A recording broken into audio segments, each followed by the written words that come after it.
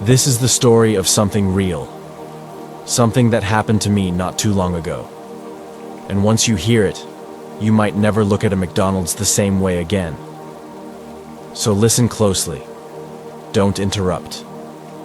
You need to hear the whole thing to understand how messed up it really was. It happened on a Friday night.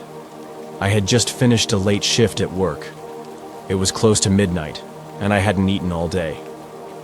I wasn't in the mood for cooking or going home hungry, so I pulled into the McDonald's near my place.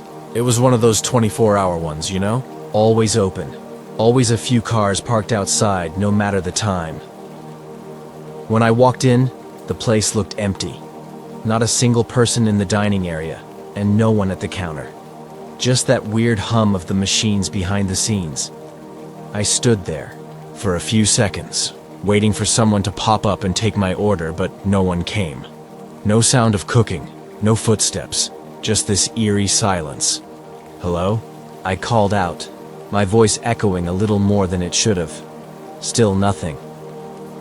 I almost turned around to leave when I heard a ding from the kitchen. It sounded like the fry timer. Then suddenly, a guy appeared behind the counter. No smile, no greeting, just stared at me. This dude looked off. His uniform was wrinkled and stained. His name tag just said J. That's it. He didn't even say, "Can I take your order?" He just tilted his head, like he was waiting for me to speak. So I ordered something simple, a McChicken, fries, and a Coke. He nodded once, turned around, and disappeared into the back. I waited at the counter. A minute passed, then 2, then 5. The place was still dead silent. I leaned over a bit, trying to see if he was still back there. That's when I noticed something weird. One of the kitchen doors was slightly open, and behind it, there were stairs. Not like the usual kitchen setup. These were concrete stairs going down, into the ground, like a basement. But McDonald's doesn't have basements. At least, I didn't think they did. I was about to call out again when I heard footsteps. Heavy ones, but they weren't coming from the kitchen. They were coming from inside the walls. I kid you not, from the walls. I stepped back from the counter, my stomach turning. Suddenly, the lights above me flickered once, twice, and then steadied. But now the whole place felt colder. Finally, Jay came back. He placed a brown paper bag on the counter, still silent. I reached for my wallet, but he just pushed the bag toward me and said in this really low voice, "No charge." That's when I knew I should have walked out. But like an idiot, I took the bag, mumbled thanks, and walked out to my car. I didn't even check the food till I was halfway home. That's when I opened the bag and immediately stopped driving. There was no sandwich, no fries, no drink, just a Polaroid picture. It was a photo of me, standing at the counter, taken from inside the kitchen. The timestamp was just 5 minutes earlier. I swear I never saw anyone with a camera. My heart started racing. I turned the car around and sped back to McDonald's, but when I got there, it was closed. Lights off, doors locked, not a soul in sight. And the worst part? The sign that said, "Open 24 hours, was gone, like it was never there. I went home, freaked out. I couldn't sleep that night. I kept staring at that Polaroid. There was something else about it too. In the background of the photo, just behind, the door that led to the basement stairs, I could make out the shape of a person, or something like a person, but it was wrong. Too tall, thin, no face that I could see, just a long shadow. I didn't go back to that McDonald's for weeks, but I couldn't stop thinking about it. Finally, I drove by during the day. It was open, full of people, normal as ever. I went inside and looked around. Everything seemed fine, except there was no basement door. Where I saw it that night, there was just a wall, a completely solid wall. I asked the guy at the counter, a young kid this time, if they had a new basement put in or did some remodeling. He looked confused and said, "We don't have a basement. Never did." I left without ordering, but that's not the end. A few nights later, I found another Polaroid. This one was shoved under my door. No envelope, just the photo. It was me, again, this time sitting on my bed, looking at the first photo. Who took it? I checked every door and window. Everything was locked. Nothing broken. I stayed up all night with a bat in hand, but nothing else happened. Weeks passed. I tried to forget, tossed the photos in a drawer and stopped going out late. Things felt normal again, until I saw him. I was at a different fast food place, miles from that McDonald's, just grabbing lunch during the day, and I saw Jay, the same guy. Same blank stare, same name tag, cleaning tables like he worked there. He looked up at me and smiled this time. A wide, creepy smile. Then he mouthed something. At first I couldn't tell what it was, but he said it twice. "See you soon." I left everything and ran. I don't know what's going on. I don't know who or what that man is. But ever since that night, I keep feeling like I'm being watched. Sometimes I hear that ding, like the fry timer in the middle of the night. I've moved apartments since then, even changed my number, but every now and then I find another Polaroid. Sometimes it's of me sleeping. Sometimes it's of me walking to work. Once, it was of my front door, slightly open. I haven't eaten at McDonald's since. I never will.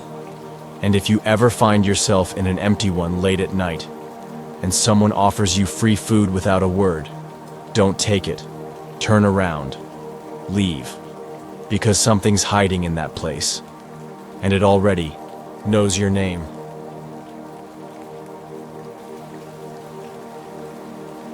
This is the story of something I truly wish never happened. But it did. And after you hear it, you might think twice before going into a McDonald's late at night again. Especially if you're alone. It happened to my cousin Adam first. He was 19, worked part-time at a gas station, and had a habit of eating junk food after work. One night, around 2 a.m., he pulled into a small McDonald's just outside our town. It wasn't one of those busy ones.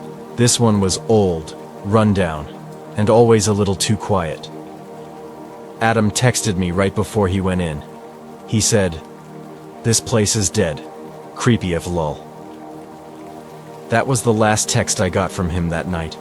When I woke up the next morning, I had 3 missed calls from his number, all between 2:17 and 2:20 a.m. No voicemails, just silence when I called back. Then, nothing. He didn't come home. His phone was off. We called the police. They said they'd look into it, but you know how it is.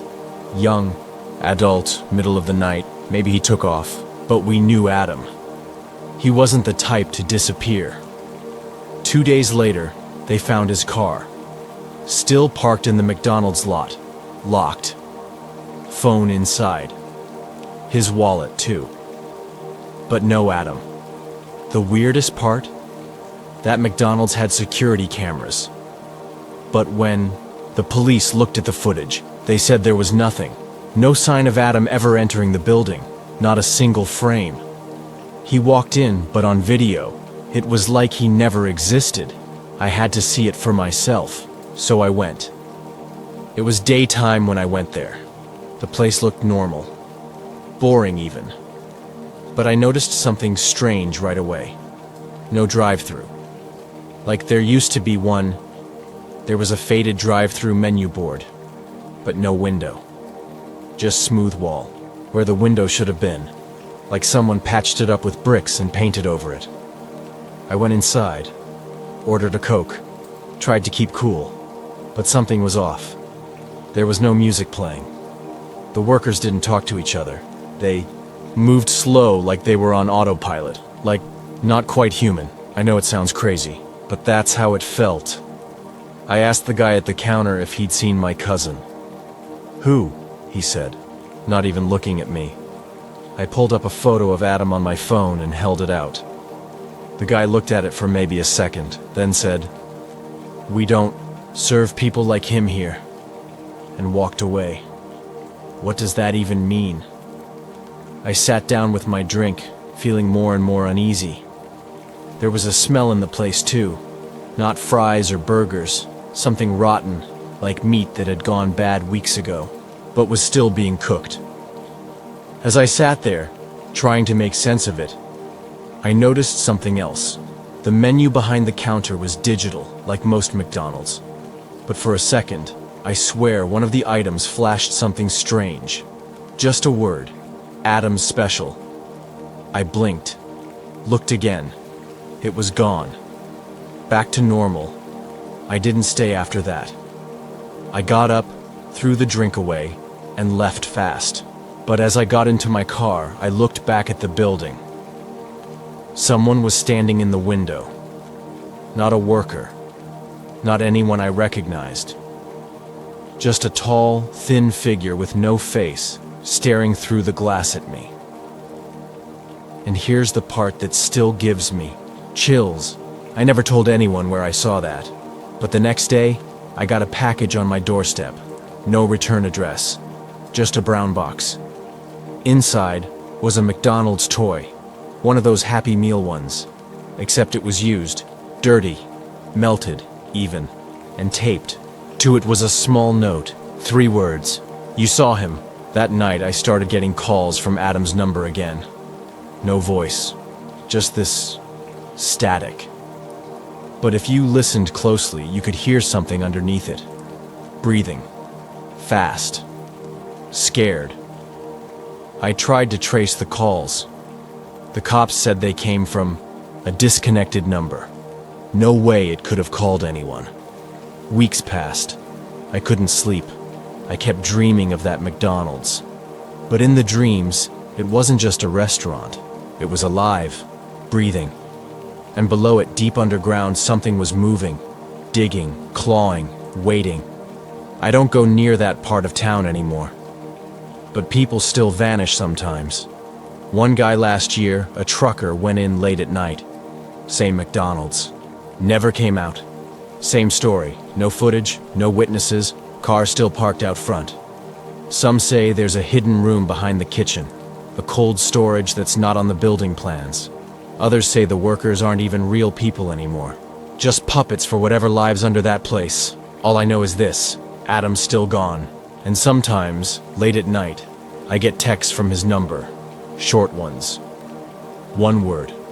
Help. I've moved 3 times since then. Changed my number. But it always finds me again. So if you're ever driving late at night and you see a lonely McDonald's glowing in the dark, don't go in, even if you're starving, even if it looks empty and safe, because it's not.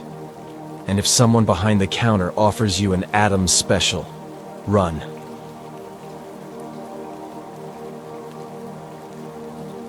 This is the story of something that happened to my friend Jake 2 years ago. I've never told anyone this before, not the full story, but I think it's time. And I need you to listen carefully because what happened to Jake, it could happen to anyone. Jake was 22, quiet guy, loved video games, worked late shifts at a warehouse.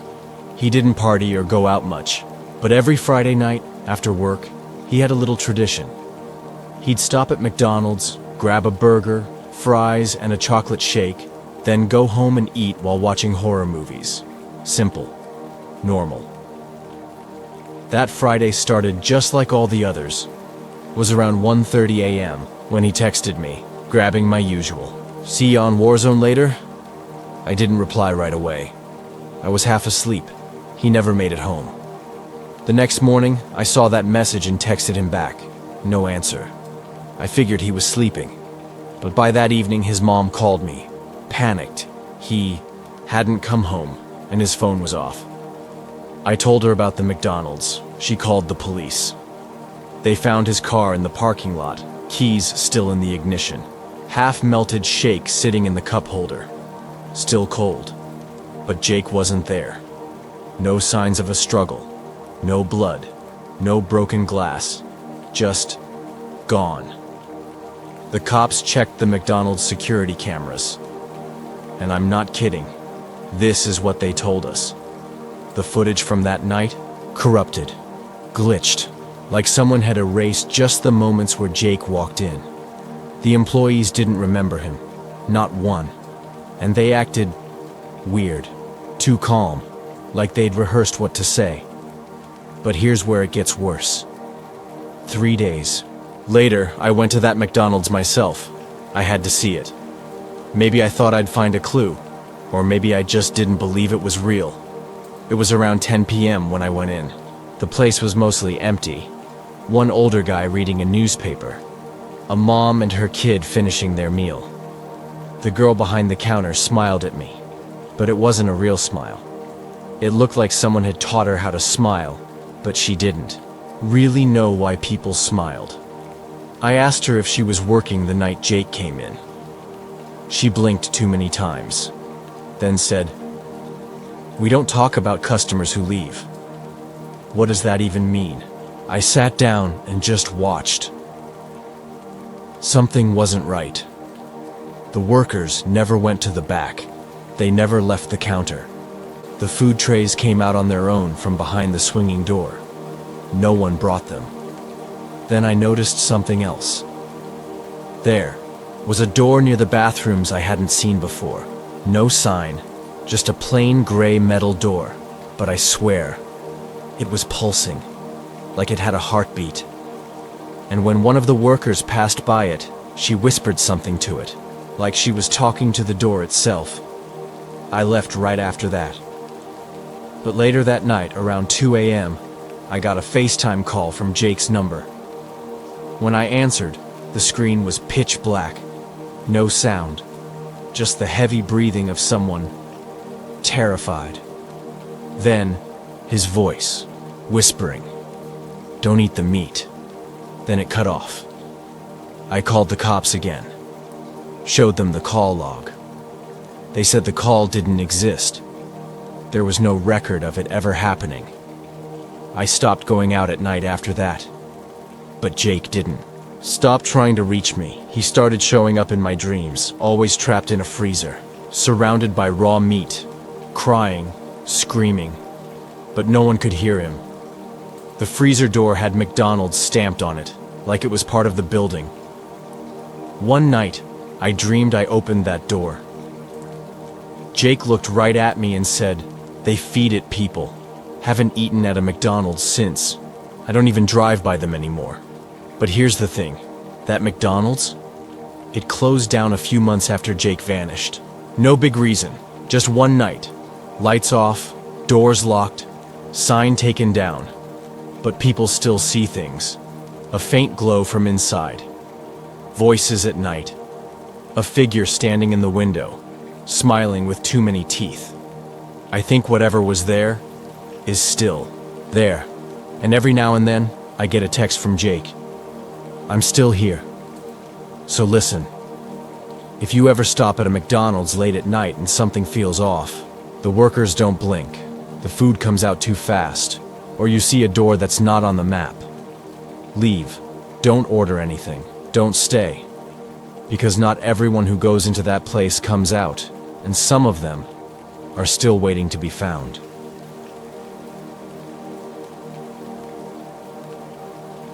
This is the story of something that happened to my cousin Matt. It happened in 2021, and to this day, he refuses to talk about it. But one night, when we were both drunk and sitting by a fire, he told me everything. And I'll never forget the look in his eyes when he did. Matt had just moved to a new city for work. He didn't know anyone yet, and he was still getting used to the area. He rented a small apartment above a quiet street, just a short walk from a 24-hour McDonald's. It became his go-to place when he didn't feel like cooking, which was most nights. One Friday, after a long shift, Matt got home around midnight. He was hungry, tired, and didn't want to deal with groceries. So he threw on a hoodie and walked to McDonald's. He said the streets were empty, the air was cold, and the sky had this weird yellow glow, like lightning was hiding behind the Clouds, but never striking. He got to the McDonald's and right away, something felt off. There were no cars in the parking lot. No one inside, but the lights were on, and the neon sign buzzed loudly, like it was trying to say something. Still, Matt went in. There was no music playing, no machines beeping.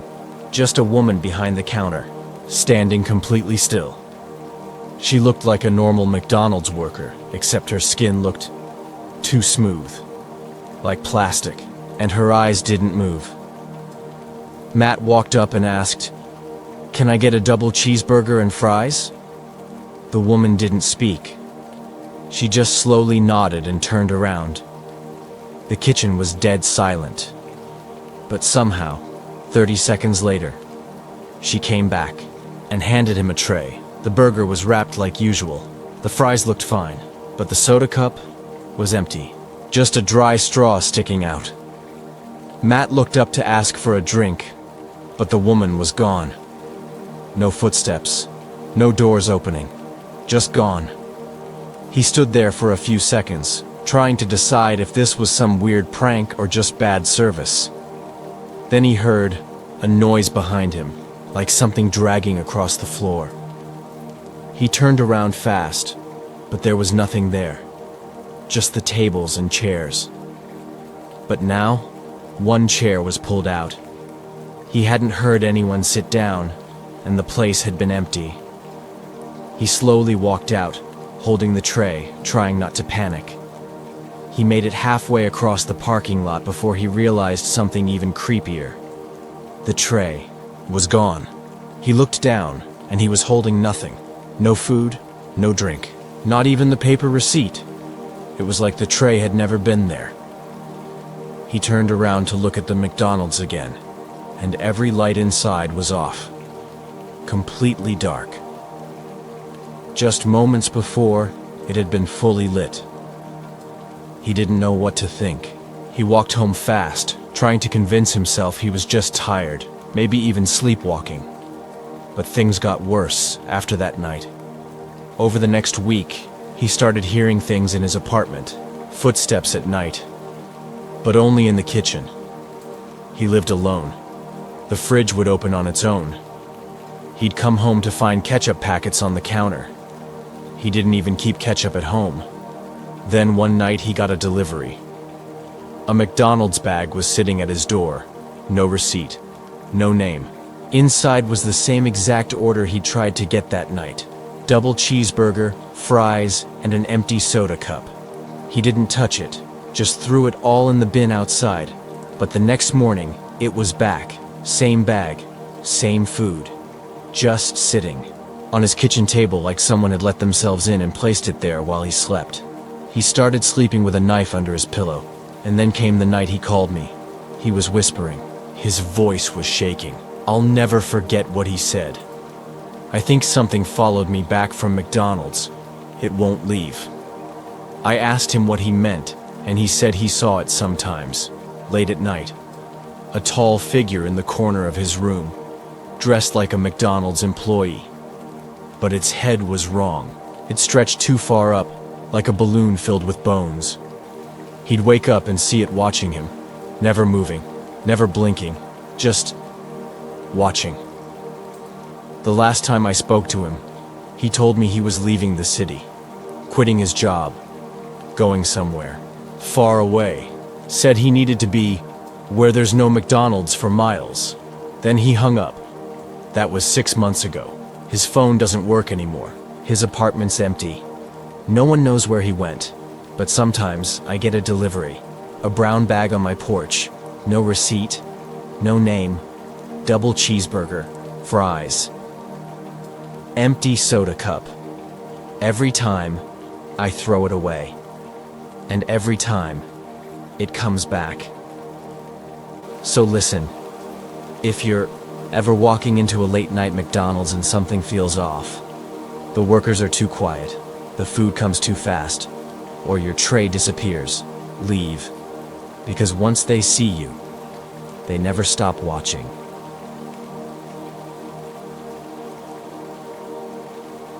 This is the story of something that happened to my friend Emily. She told me about it last year, and I swear to you, I believe every word. It was the first time I saw fear in her eyes. Real fear. The kind that never leaves you. Emily was in college. She lived in a small town and worked late-night shifts at a bookstore downtown. Every night after work, she walked to the same McDonald's nearby to grab something quick before heading home. Nothing unusual about that. She always ordered the same thing: a cheeseburger, small fries, and a Sprite. One Thursday night, it was raining hard. The streets were empty. She closed the store, grabbed her umbrella, and made her way to McDonald's like always. The glowing yellow sign in the distance gave her a weird feeling this time. She told me it felt too bright, like the building was calling to her. When she got closer, she noticed something strange. The parking lot was full, but there were no people inside. No one eating, no one at the counter, and no cars pulling in or out. But the lights were on. The doors were unlocked. So she went in, and she should have turned around right then. Inside, it was silent. No music, no talking, no beeping from the kitchen. Just the sound of the rain tapping on the windows. Emily walked up to the counter. A man stood there, tall, pale, wearing the McDonald's uniform, but his name tag was blank. She smiled nervously. "Can I get a cheeseburger meal?" The man nodded. Once, then just stared at her. No words, no receipt, no asking for payment, just staring. A minute later, a paper bag slid out from behind the counter. No one else was there. Just the man. Still watching her, Emily said thanks and took the bag, walking quickly to a corner table. She sat down and opened it up. Inside were fries, but they weren't warm. They were cold, like ice, like they had just come out of a freezer. Then the burger. When she unwrapped it, her stomach turned. It wasn't beef. It looked like raw meat, wet, red, and dripping. She dropped it immediately and looked up. The man was gone, and all the lights in the building went out. Pitch black. Emily grabbed her umbrella and sprinted out the door. But as she turned back, just for a second, she swears she saw something. In the window behind the glass, the tall man was still there. But now his smile stretched too wide, far too wide. And next to him were more of them. Dozens. All standing perfectly still, all wearing McDonald's uniforms, all watching her. She ran all the way home in the rain, soaking wet, never once looking back again. When she got home, she threw the bag away and locked every door and window. She told herself, maybe it was a nightmare, maybe it didn't happen. But that night, around 3 a.m., she got a knock at her door. Just one knock. Soft, slow. She didn't open it. The next day, she went back to the same McDonald's with a friend, just to prove to herself she wasn't losing her mind. But the building was gone. I don't mean it was closed. I mean it was completely gone, like it had never existed. Just an empty lot. No sign, no foundation, no nothing. Like someone had erased it from the earth. Emily even asked people around the area. They said there'd never been a McDonald's there. But she knew there had been. She'd eaten there dozens of times. She still had receipts from that place, old ones. But when she checked them again, the address was missing. Like the printer left it blank. Weeks passed. She stopped eating fast food, couldn't sleep right, started having nightmares. In every dream, she was back inside that McDonald's. And the tall man was always waiting. Sometimes she could see him behind the counter. Other times, he was sitting at a table, just staring, never moving. In the last dream she told me about, she tried to leave, but the doors were gone. The windows too, just walls all around her. And from behind the counter, dozens of hands started reaching up, Not climbing, just stretching, reaching for her. She woke up screaming. After that, she left town. Deleted all her social media. I haven't talked to her since, but just last week, I got something in the mail. No return address. Inside the envelope, a single McDonald's receipt, dated 2 days ago, and written in red marker on the back were 3 words: "He remembers you." I haven't slept since, and I don't think I ever will, so if you ever find yourself walking into a McDonald's that feels too quiet, where the workers don't blink, or the food comes too fast, leave, because once you eat there, they never forget.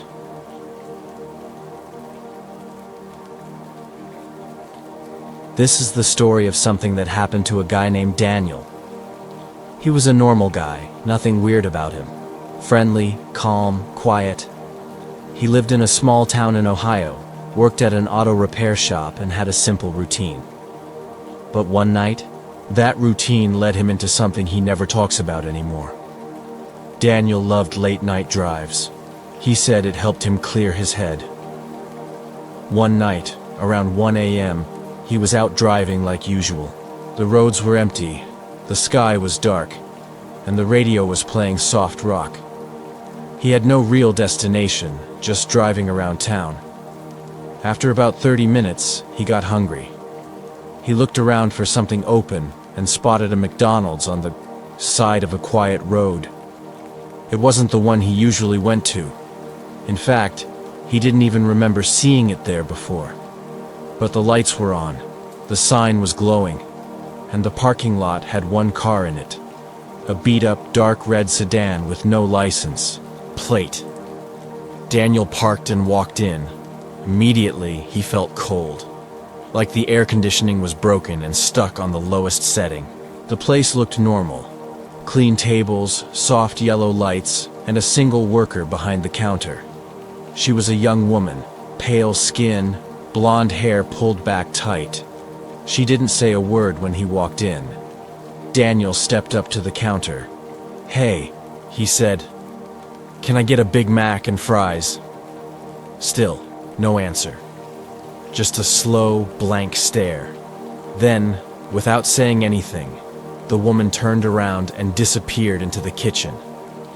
Daniel stood there for a moment, confused. He didn't hear any sounds. No machines. No cooking. Just silence.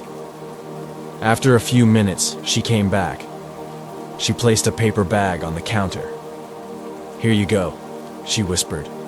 Her voice was flat, almost robotic. Daniel handed her $20, but she didn't take it. "You already paid," she said. But he hadn't. He knew that. He still had the bill in his hand. He was creeped out, but he didn't argue. He grabbed the bag and walked out quickly. He got in his car and drove off. Now, this is where it gets weird. As he was driving home, the same McDonald's showed up again. Same building, same glowing sign, same car in the lot, like he had never left. He slammed the brakes and stared out the window. It was the exact same place, but there was no way. He'd driven in a straight line away from it. It should have been behind him by miles. Daniel turned around, drove a different direction, took a sharp left onto a new street. After 5 minutes of driving, there it was again. The McDonald's, still glowing, still waiting. At that point, Daniel said his heart was racing. He threw the paper bag on the passenger seat and stepped on the gas, speeding away from that place as fast as he could. He drove for 20 minutes straight, not looking back. Finally, he got home. His driveway never looked so good. But when he got out of the car, he noticed something. The bag was gone. The passenger seat was empty. He stood there, staring, confused and shaking. Then he saw it. The paper bag was sitting on his front porch. He didn't touch it, didn't go near it. He went inside, locked the doors, and stayed up the rest of the night. In the morning, the bag was still there. He called the police. An officer came by, checked the bag. It looked normal. Burger, fries, napkin, nothing weird. But the officer said something strange. "There's no McDonald's on Hawthorne Street," he said. Daniel froze. "That's where I went last night." The cop looked confused. "There's never been one there. It's a storage facility." Daniel got in his car and drove to Hawthorne Street. Sure enough, it was a row of warehouses. No fast food, no signs. Just quiet, locked buildings. But he swears he saw it. He went inside. He ordered food. That night he got another bag. No knock on the door. No delivery car. Just the same paper bag sitting on the porch. Inside, another Big Mac. Another order of fries. And a small sticky note with one word: remember. It kept happening. Every night, the same bag. Sometimes with food, sometimes just the note. Sometimes the bag would be empty. One time there was a photo of him, taken through his bedroom window. He started covering all the windows. He stopped sleeping. And then, after a week of this, he had a dream. In the dream, he was standing inside that same McDonald's again. But this time, it wasn't empty. There were people sitting at every table, all wearing McDonald's uniforms, all looking at him, smiling, but their mouths were wrong. Too wide, too sharp. He woke up screaming. After that, Daniel packed a bag, quit his job, and left town. No one's seen him since. But a few weeks ago, I went to visit his old place. It's empty now. Just dust and silence. But guess what I found? On the porch, a paper bag, still warm, still glowing faintly under the streetlight. I didn't open it. And if you ever get one of those bags, don't open it either. Just run.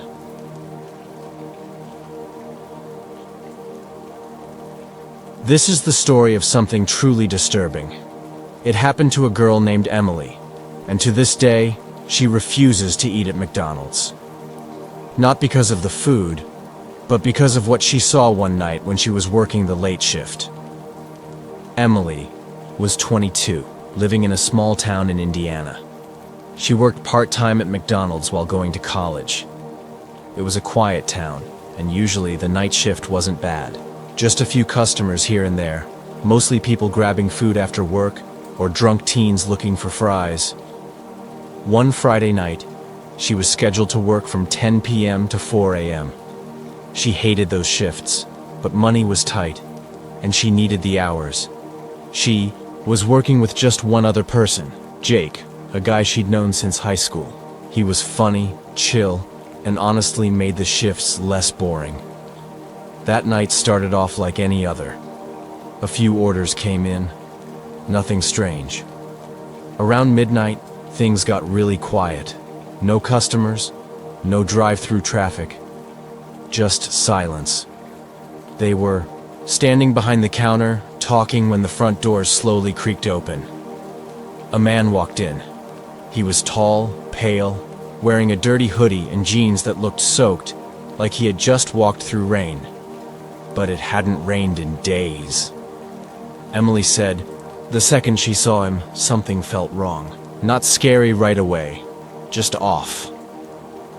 He walked slowly to the counter and didn't say a word. Hi, Emily said. Can I help you? No answer. He just stared. Jake stepped up. You want to order something? Still no answer. Then, without warning, the man turned his head sharply, almost like his neck snapped, and looked straight into the security camera above the counter. He stared at it for a full 10 seconds. Then he smiled. Not a normal smile. It was stretched way too wide, almost like his skin didn't fit right. Emily was frozen. Jake quietly stepped back, whispering, "Just call the cops." Emily reached for the phone under the register, but the line was dead. No dial tone, nothing. She looked at her phone, no signal. The man still hadn't moved. Then he whispered something, so soft she almost didn't hear it. "Do you hear them?" Jake said. "Hear what?" The man didn't answer. He turned and slowly walked to the back of the restaurant, toward the bathrooms. Emily ran after him, yelling, "You can't go back there!" But when she got to the hallway, he was gone. She checked both bathrooms, empty. No back door was open. He had just vanished. They searched the whole place. Nothing. Jake said maybe it was a prank. Maybe a drunk guy messing around. But then something else happened. They checked the security footage. It showed Emily and Jake at the counter, showed the man walking in, showed him staring at the camera. But in the footage, he never walked away. He was still there, standing at the counter, smiling, frozen, just staring. Emily fast-forwarded the footage, and he never moved, for hours. But in real life, he was gone. Suddenly, the footage glitched. The screen turned black for a second, then came back. Now, the man was standing behind Jake in the footage. Jake wasn't moving. He was just standing there while the man smiled behind him. But Jake swore he was never behind him. He would have noticed. Emily, too. Then the footage glitched again. Now the man was gone. Jake slammed the laptop shut. "Nope, I'm not doing this." They were ready to leave, but protocol said one of them had to stay to close the place. Jake offered to stay, told Emily to go home. She didn't want to, but he insisted. So she left. She drove home, heart still racing. She couldn't sleep. Then around 3:30 a.m. she got a call. It was from Jake's number. She answered, but no one spoke. Just static. Then faintly, she heard Jake's voice. "I see him. He's in the freezer." Then the line went dead. Emily jumped out of bed, called the cops. They went to the McDonald's, broke in. They found Jake lying on the floor of the walk-in freezer, alive, but ice cold, unconscious, no sign of anyone else. The weird part? The freezer was locked from the outside. No one else was in the building. Jake was taken to the hospital. He didn't wake up until the next day. When he did, he only said one thing. He smiled, and everything went dark. Emily quit her job the next day. She never stepped foot in that McDonald's again, and a month later, the store was shut down. Not for health reasons, not for money problems, but because employees kept quitting, saying they saw a man in a hoodie, saying they heard whispers in the freezer, saying something watched them when the lights flickered. Now the building is abandoned. Windows boarded up. But sometimes late at night, people still see a light on inside, and if you ever stop your car near it, don't look in the windows, because some say you'll see a pale man smiling back at you, and if he ever walks towards you, don't move. He can't see you if you don't move.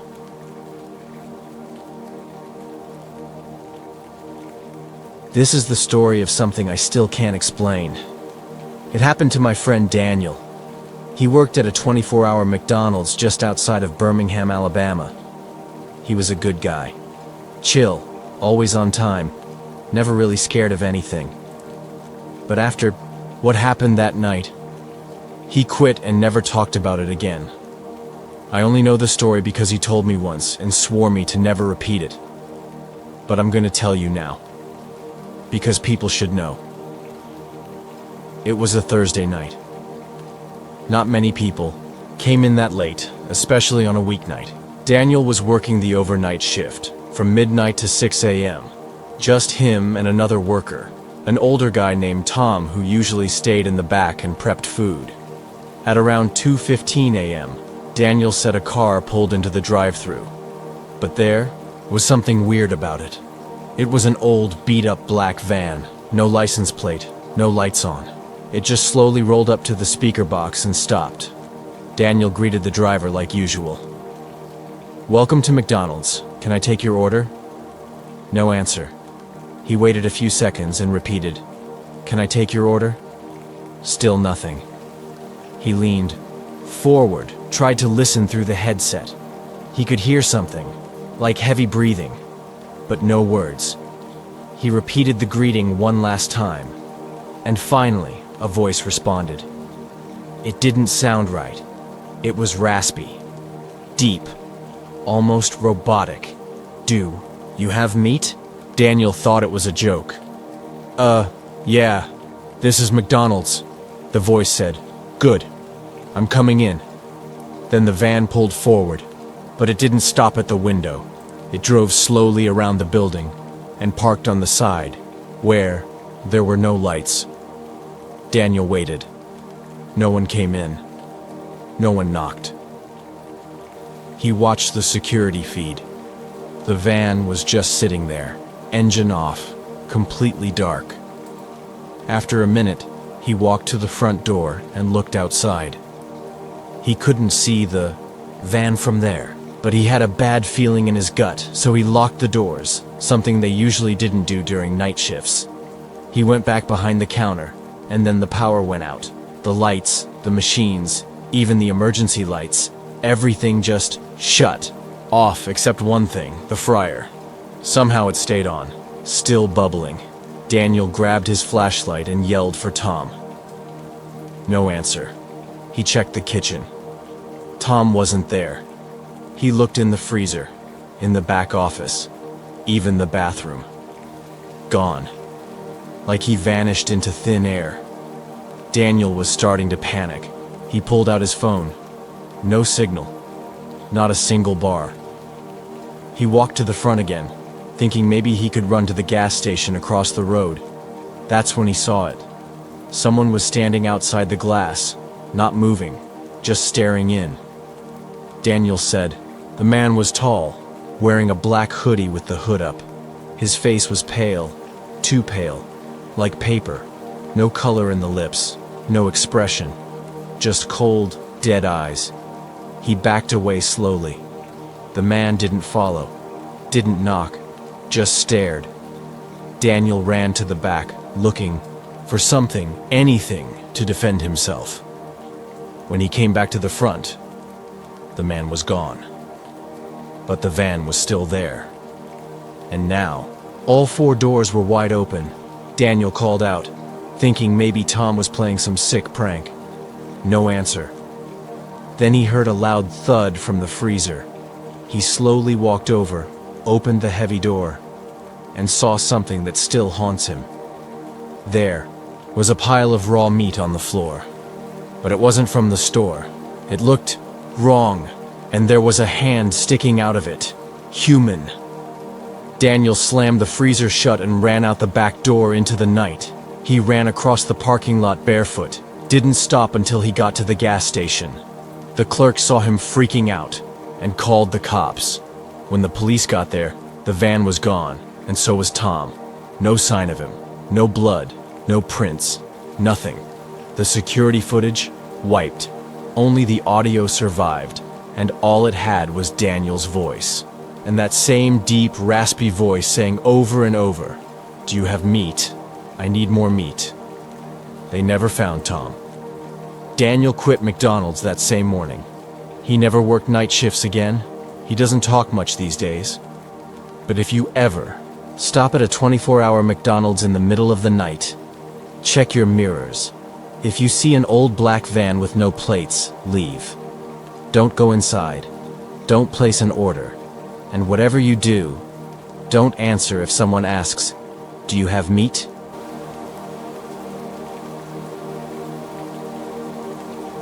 This is the story of something truly strange. It happened to a guy named Mark, a friend of my cousin. I didn't believe it at first. I thought he was just trying to scare us. But the way he told it, the look on his face, you could tell he wasn't lying. Mark worked at a McDonald's just off the highway in a small town in Ohio, the kind of place where not much happens. He worked mostly nights, and he said the weird stuff only happened after midnight. This one night was different. It was a Sunday. Mark started his shift at 10 p.m. It was quiet, like always. Just him and his coworker, Ashley. They were both used to the silence. Sometimes a trucker would roll in, sometimes a local. Nothing crazy, But around 1:30 a.m., a woman came in. She looked normal at first, maybe in her 40s, wearing a long black coat, black shoes. She didn't say anything when she walked in, just stared at the menu for a long time. Mark greeted her. "Hey, welcome to McDonald's. Ready to order?" She didn't speak. She just pointed at the menu. Mark asked, "You want a Big Mac?" She nodded. He asked if she wanted fries or a drink. Still no words. Just a slow nod. He rang her up, gave her the total. She reached into her coat and pulled out, not money, but a handful of teeth. Human teeth. Just dropped them on the counter like loose change. Mark backed away instantly. "Ma'am, what is this?" The woman finally spoke, but her voice was slow and strange. "They took my boy." Mark didn't know what to say. She just stared at him with wide eyes and whispered, "He's still in the freezer." Ashley came from the back and saw the pile of teeth on the counter. "Call the cops," she whispered to Mark. When he looked back up, the woman was gone. Just like that. No sound. No door opening. Nothing. They checked the cameras. No sign of her entering or leaving. Just the footage of them talking to. Nothing. She wasn't in the video, but the teeth were still on the counter, and the voice still recorded. "They took my boy. He's still in the freezer." Mark grabbed the phone and called the police. They came about 15 minutes later. The manager showed up too. They checked the freezer, and what they found shocked everyone. Behind the crates, deep in the back, there was a hidden door. No one even knew it was there. Not even the manager. It was like the wall had been sealed over and painted. They broke it open. Behind it was a small, dark room. Inside were old toys, a rusted high chair, and a child's drawing on the wall. Drawing of the McDonald's, with a shadowy figure standing behind the counter.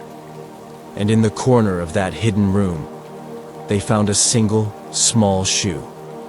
The kind a little boy would wear. The cops searched the records, and they found something chilling.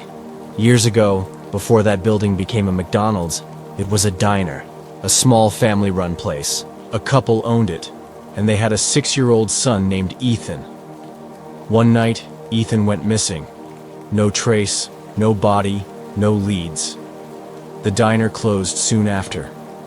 Years later, McDonald's bought the building and turned it into what it is now. And that woman, Mark, swears he's seen her picture before, in an old newspaper article. She was Ethan's mom. But here's the thing. She died over 20 years ago, took her own life after losing her son. So how was she in the restaurant that night? Why did she say he was still in the freezer? And whose teeth were those? The McDonald's closed for a few weeks after that, said it was for repairs, but when it reopened, Mark and Ashley didn't return. They quit the same night, and they both said the same thing. Sometimes when they were closing alone, they could hear knocking, coming from the back wall of the freezer. 3 slow knocks, like a child trying to get out. So if you ever work a late shift at a McDonald's, and a woman in a black coat comes in without speaking, leave. Don't take her order. And if she says her boy is still in the freezer, believe her. Because some things never left, even if no one wants to talk about it.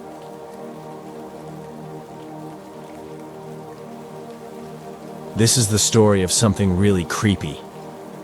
It happened to a guy named Ryan. He was 19 at the time, just out of high school, and working night shifts at a McDonald's near the woods in a quiet town in Oregon. Nothing much ever happened there, until one night changed everything. Ryan was the kind of guy who didn't scare easy. He'd laugh at ghost stories and say, "It's just people making stuff up." But after that night, he changed. He moved away. He doesn't even talk about it anymore. I only know because he told me once when he was drunk. And man, the way he told it, I still get chills thinking about it. It was a Friday night. Ryan was working the overnight shift alone for the first time. His manager trusted him and said it would be an easy shift. Most people were out partying or sleeping.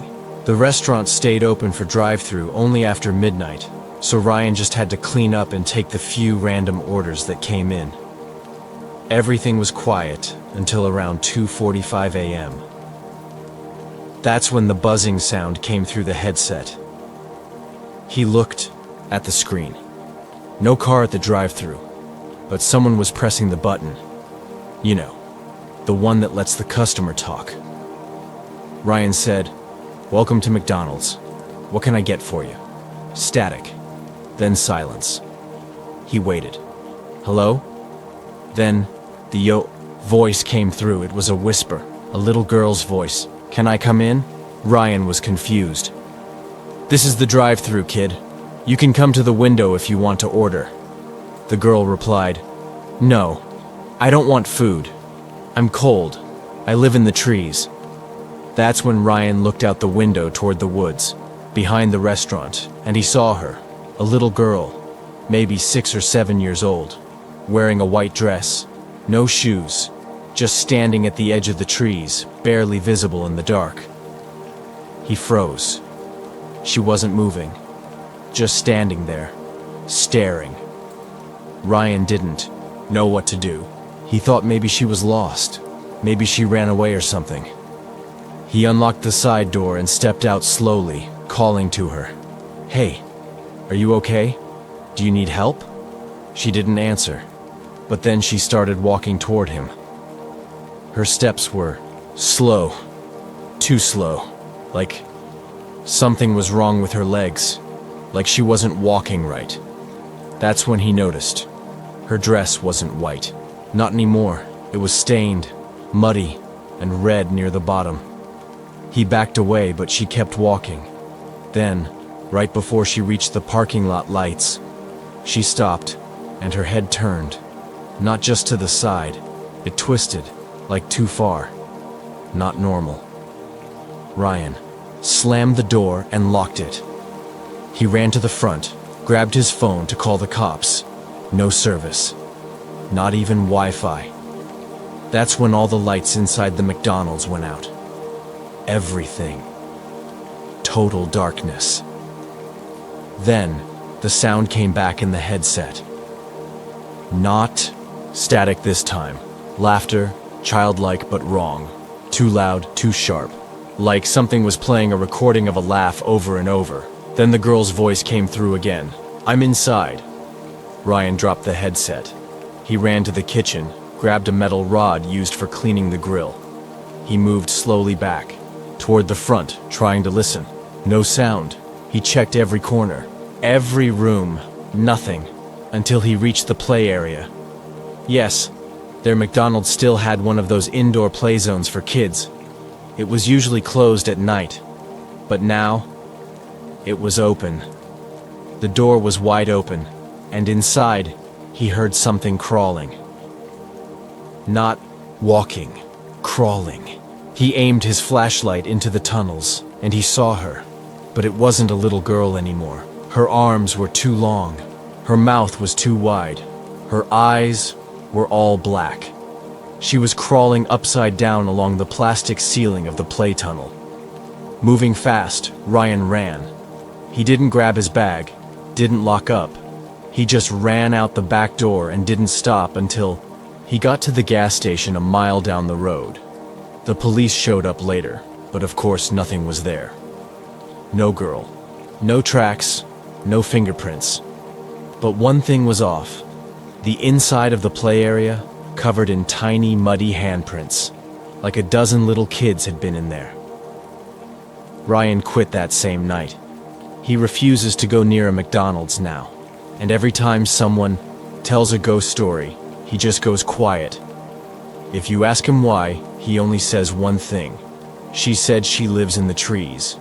So if you ever see a little girl near the woods behind a McDonald's late at night, don't talk to her. Don't open the door, and whatever you do, don't let her inside.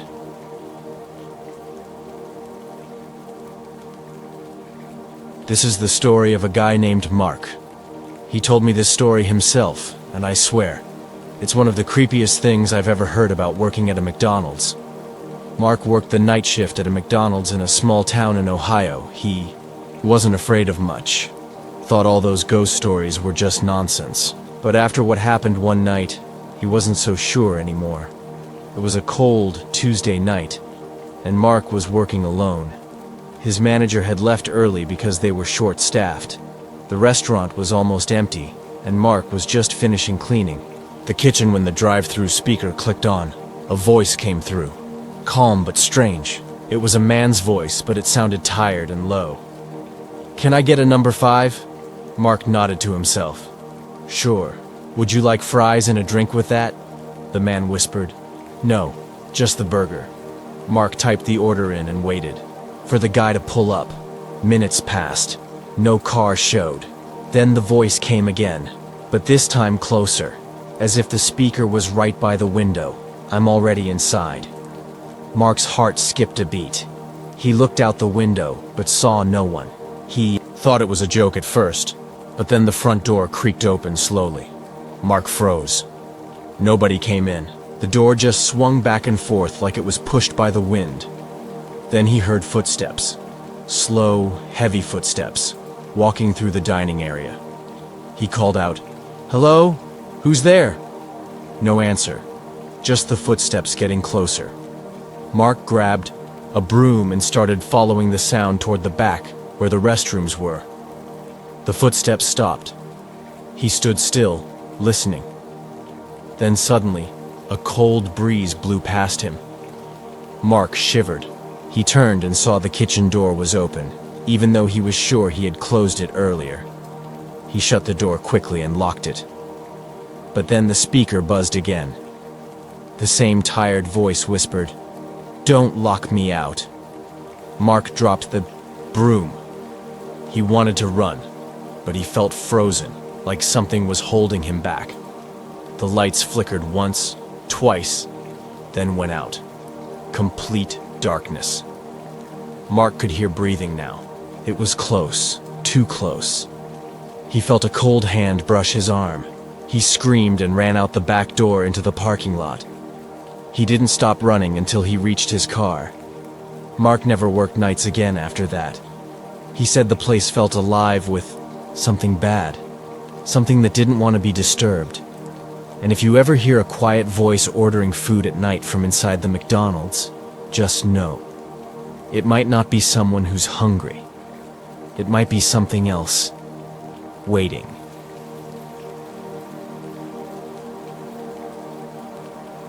This is the story of a guy named Jake. I heard it straight from him, and honestly, it's one of the creepiest things I've ever listened to. Jake worked at a McDonald's in a small town in Pennsylvania. He was a pretty normal guy. Nothing weird about him until that one night. Jake's shift started at 11 p.m. He was used to the quiet nights, cleaning up, taking orders, the usual. But this night was different. It was late, around 2 a.m., and the place was almost empty. Just Jake and his coworker Lisa, who was in the back restocking fries. Jake was wiping down tables when the drive-through speaker clicked on. A voice came through. It was soft and shaky, a woman's voice. She said, "Can you help me? Please." Jake was a little surprised. At that hour, it was unusual for someone to be that polite or so serious.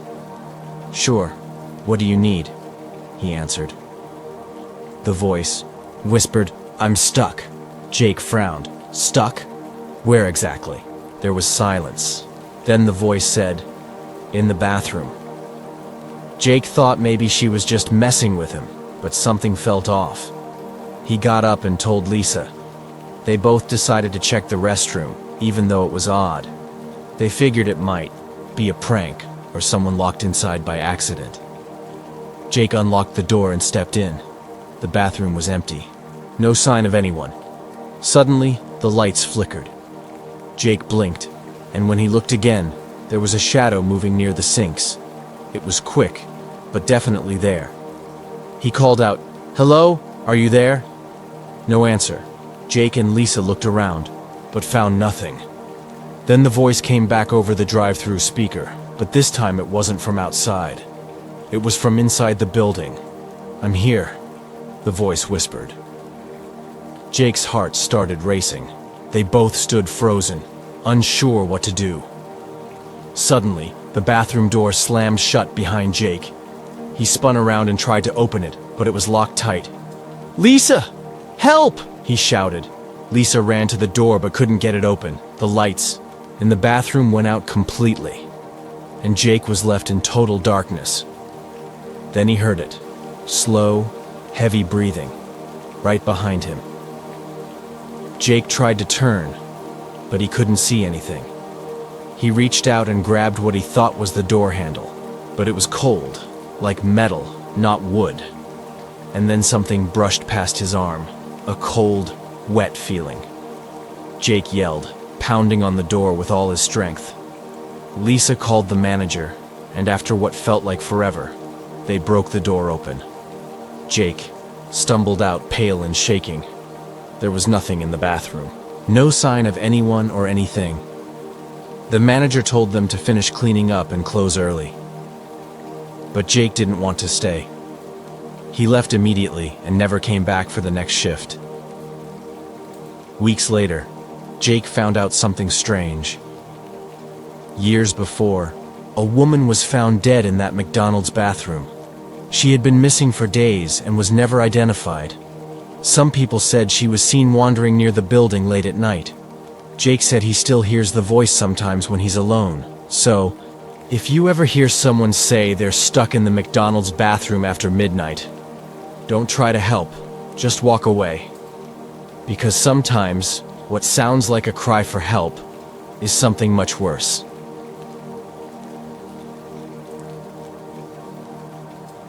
It's about a guy named Ryan.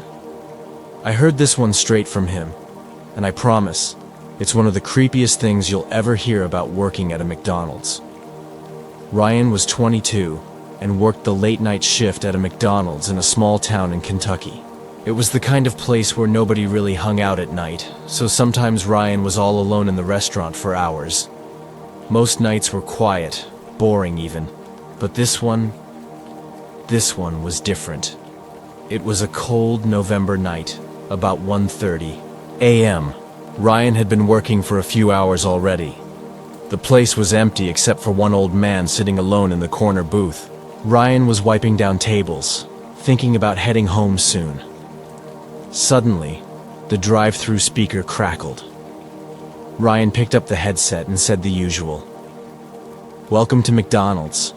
May I take your order?" But there was no answer. He waited a few seconds, then said again, "Hello? Are you there?" Still nothing. Just when he was about to hang up, a voice whispered, so soft it was almost a breath. "Help me." Ryan froze. "Help you? What do you need?" he asked, trying to keep calm. The voice whispered again. "I'm stuck." Ryan looked out the window, but no car was in the drive-through lane.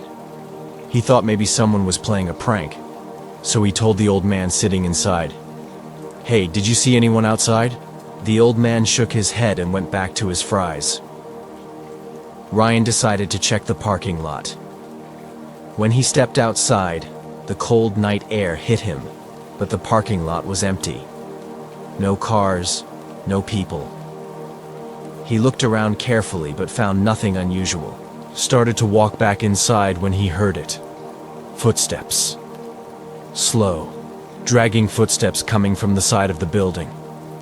Ryan turned, but saw nothing. He walked toward the back door and saw it was slightly open. He was sure he'd locked it earlier. Ryan's heart was pounding now. He stepped inside the back hallway and felt the temperature drop. It was like the cold was pressing in on him. Then the lights flickered.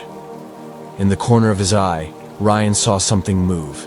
He turned quickly but saw only shadows. Suddenly, his phone buzzed. It was a text from his manager. "Stay safe tonight. Something weird happened here last week. Don't be alone if you can help it." Ryan swallowed hard. He wished he had someone to call. He went back to the front. The old man was gone. Ryan checked the security cameras on the monitor. On one screen, he saw the old man walking toward the bathroom. Ryan frowned. The old man looked tired and a little unsteady. A minute later, the old man disappeared off camera. Ryan tried calling out, but got no answer. He decided to check the bathroom. When he got there, the door was closed. Ryan knocked, but no one answered. He opened the door slowly. The bathroom was empty, but the light flickered again. Then, he heard the faint sound of whispering. It was coming from the last stall. Ryan stepped closer. "Hello? Are you okay?" he asked. The whisper stopped. Suddenly, the bathroom door slammed shut behind him. Ryan spun around and tried the handle. Locked. He pulled his phone out, but no signal. The whispering started again. It was clearer this time. "Help. Me." Ryan's breath came fast. He pounded on the door. "Let me out, please!" The voice whispered closer now, almost right behind him. Ryan turned but saw nothing. His skin crawled. Then, he heard a soft laugh. A cold hand grabbed his shoulder. Ryan screamed and kicked the door until it finally flew open. He ran out into the dining room. But the old man was nowhere to be found. Ryan called the manager and told him everything. The manager said something even weirder. Apparently, the old man had died in that McDonald's bathroom 5 years ago. He was found there one morning by the cleaning crew. No one knew why or how. Ryan didn't want to believe it at first. But after that night, he started seeing strange things. Shadows, moving just out of sight, whispers over the speaker, cold spots in empty rooms. One night, Ryan even caught a face in the security camera, a pale, tired face staring right at him. He quit the job a week later. He said the place felt haunted, like the old man was still trapped, still asking for help. And here's the scary part. Some nights, Ryan still gets texts from the manager, just one message, with no words, just a photo of a shadow standing by the bathroom door. So if you ever work late at a McDonald's and hear a whisper on the speaker, or see shadows moving when no one's around, remember Ryan's story. Because sometimes the dead don't leave, they wait, and they want help. But maybe it's better if you don't answer, because you might get stuck too.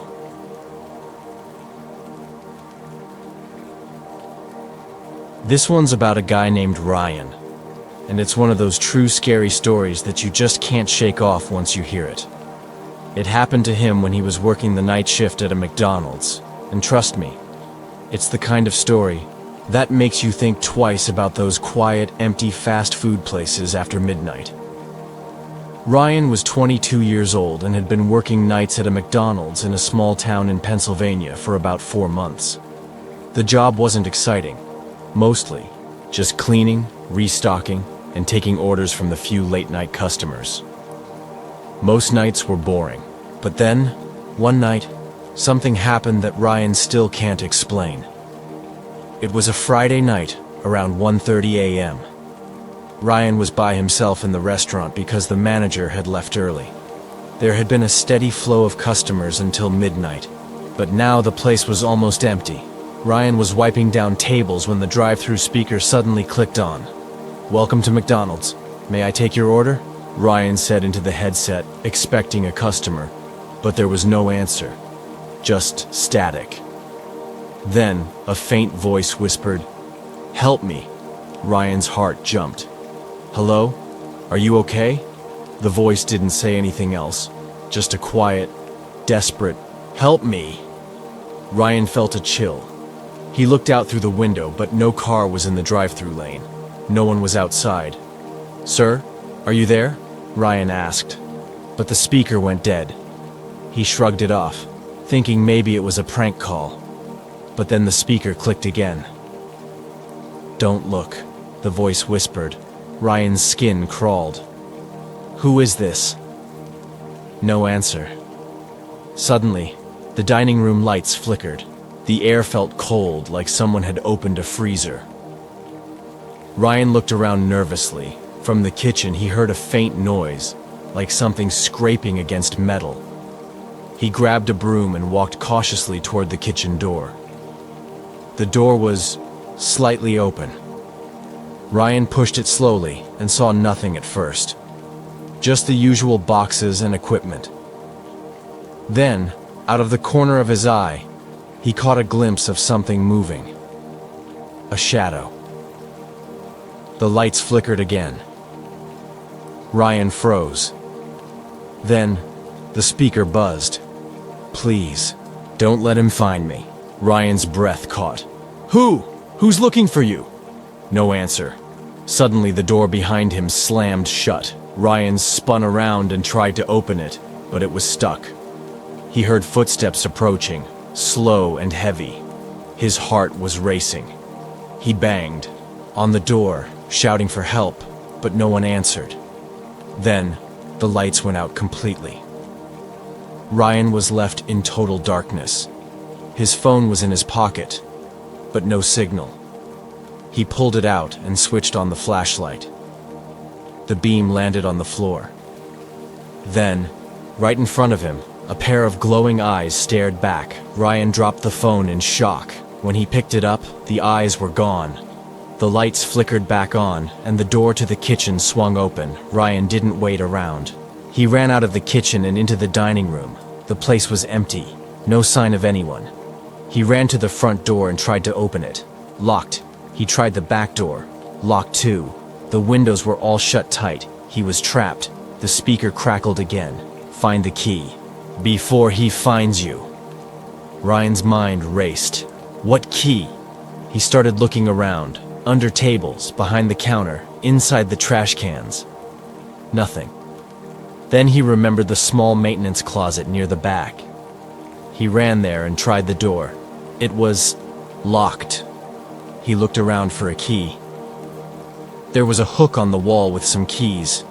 He grabbed one and tried it. The door opened.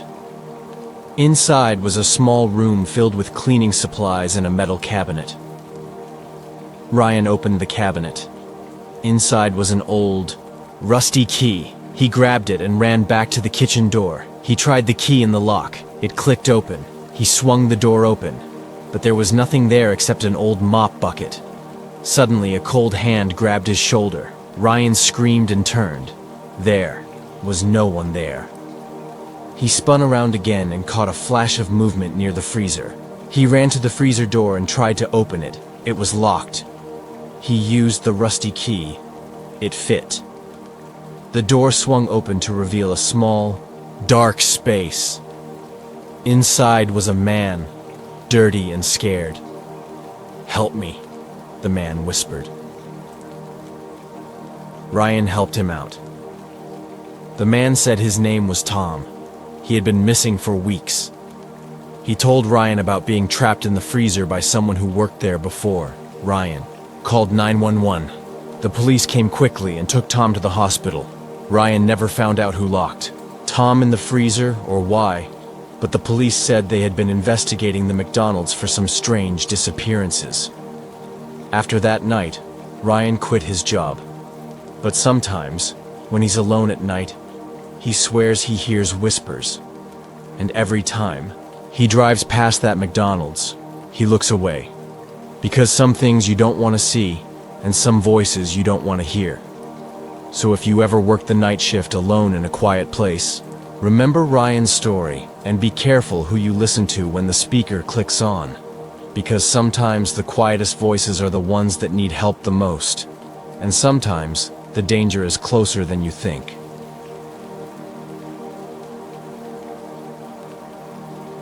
I'm about to tell you a story that sounds like one of those creepy urban legends, but it's real. This is the story of a guy named Mark, who worked at a McDonald's late at night, and what he went through still haunts him. If you ever work the night shift at a quiet fast food place, this might just make you think twice. Mark was 24, a college student trying to pay the bills. He picked up a job at a McDonald's near his campus in Ohio. The night shift was easy money, mostly. Just sitting around, cleaning, and taking orders for a few quiet hours. At least, that's how it was supposed to be. One night in early March, Mark was working alone. His manager had left after closing time, and the last customer had left over an hour ago. It was about 1:30 a.m., and Mark was wiping tables, ready to close up soon. Then, the drive-through speaker crackled. "Welcome to McDonald's. May I take your order?" Mark said, picking up the headset. There was silence on the other end. Then, a voice, soft, almost too quiet to hear, whispered, "Help me." Mark froze. The voice was strange, shaky, and scared. "Help you? Where are you?" Mark asked, trying to keep calm. No answer. He pressed the button to talk again, but the speaker was dead. Mark looked out at the empty parking lot. Nothing. He shrugged it off, thinking someone was playing a prank. Minutes later, the speaker buzzed again. "Please, don't let him find me," the voice whispered. Mark's stomach twisted. Who's looking for you?" he said, stepping outside to check. The night was cold, the parking lot empty except for a few parked cars. He called out, "Hey, if you're out here, come inside." Nothing. Mark felt uneasy but went back in. As he walked inside, he noticed the dining room was colder than usual. The heater was on, but the air felt icy. The lights flickered. Suddenly, the kitchen door slammed. "Shut!" Mark jumped. He ran to open it, but it was locked tight. He didn't remember locking it. He heard a soft scratching sound from inside the kitchen. Then, a voice from the speaker again. "Help me." Mark's heart was pounding. He looked at the security monitors. One camera showed the kitchen, but it was static. Another showed the parking lot. Nothing moved. Suddenly, the door to the restroom opened by itself. Mark walked toward it slowly. Inside, the bathroom, the mirror fogged up. Words appeared on it, written in the fog. "Don't trust him." Mark's breath caught. Who was him? He stepped out quickly. Back in the dining room, a shadow moved past the window. Mark ran outside to see but found nothing. He went back in and locked all the doors. Then, the power went out. The whole building was dark except for the faint red glow of the exit sign. Mark's phone had no signal. He fumbled to find a flashlight in the storage closet. When he switched it on, the beam landed on the dining room table, and there, sitting in one of the chairs, was a man. Pale skin, dark circles under his eyes, and a face full of fear. Mark screamed and dropped the flashlight. The man disappeared. The lights flickered back. Mark was alone. He decided to leave right away. As he walked to the door, he heard footsteps behind him. He turned, but no one was there. His phone buzzed, a text from an unknown number. "You shouldn't have come back." Mark didn't reply. He got in his car and drove away. The next day, he tried calling his manager, but the number was disconnected. He went to the McDonald's during the day, but the store was closed and boarded up. Neighbors said it had been shut down suddenly after a worker disappeared months ago. Mark's story ended up as just a rumor, something people whispered about late-night fast food workers. But Mark knew the truth. He still hears whispers late at night. Sometimes, when the wind blows just right, he hears the same voice on the speaker of his own phone. "Help me." So, if you ever hear a whisper when you're alone at work, if the lights flicker and doors open by themselves, don't ignore it. Because sometimes, what you think is just your imagination might be someone trapped, still waiting for help, and if you listen too closely, you might hear something worse, someone waiting to find you.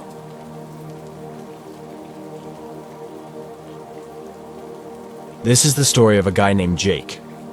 He told me about something that happened to him while working the night shift at a McDonald's, and honestly, it still gives me the creeps every time I think about it.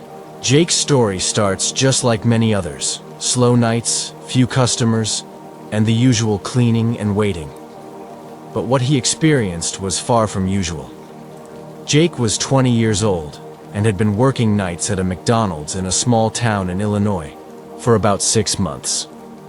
He was used to the quiet, the long hours with little to do, and sometimes the weird feeling that came with being alone in a place that's normally so busy during the day. But he never expected what happened one cold December night. It was around 2 a.m., and Jake was working by himself. The manager had gone home early because business was slow. The restaurant was empty except for a couple of trucks parked outside, but no customers were inside. Jake was restocking the soda machines and wiping tables when he heard the drive-through speaker crackle to life. "Welcome to McDonald's. How can I help you?" Jake said into the headset. There was silence on the other end. Then, a voice answered, softly, almost like a whisper. "Are you there?" Jake's skin crawled a little, but he tried to sound calm. "Yeah, I'm here. What can I get for you?" The voice whispered again. "Can you see me?" Jake looked out the window, but the drive-through lane was empty. "No, I don't see anyone out here." "Good," the voice said. "Don't look." Jake frowned. The voice was creepy, and he wasn't sure if it was a prank or something else. Then the speaker went dead. Jake thought that was strange, but shrugged it off. He went back to cleaning, but a few minutes later the speaker buzzed again. "Help me," the voice said. Jake's heart skipped a beat. "Help you? What's wrong?" There was a long pause. Then the voice whispered, "I'm trapped." Jake felt cold. "Trapped where?" No answer.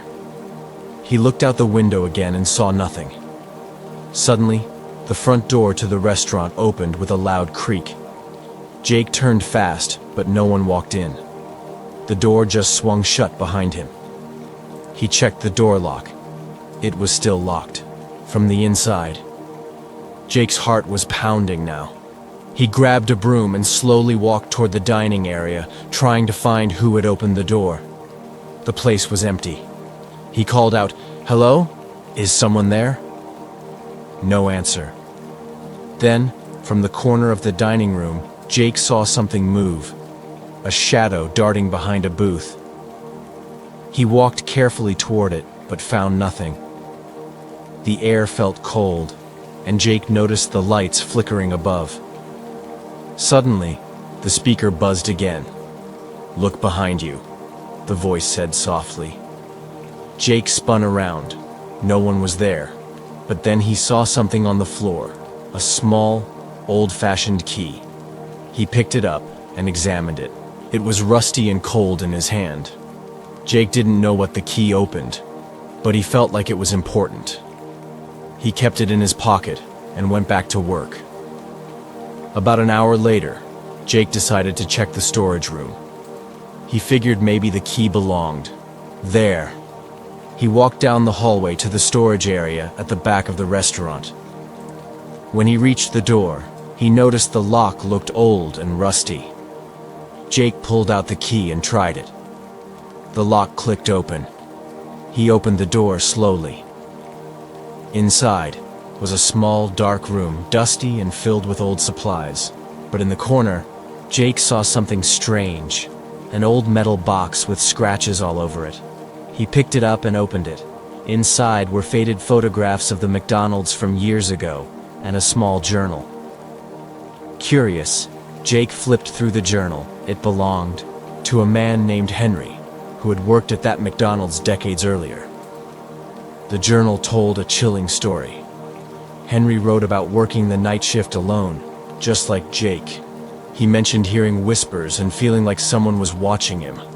One entry said Henry found a hidden room in the restaurant where strange things happened. Henry had locked the room to keep whatever was inside trapped. Jake's heart raced as he realized this was the room he had just opened.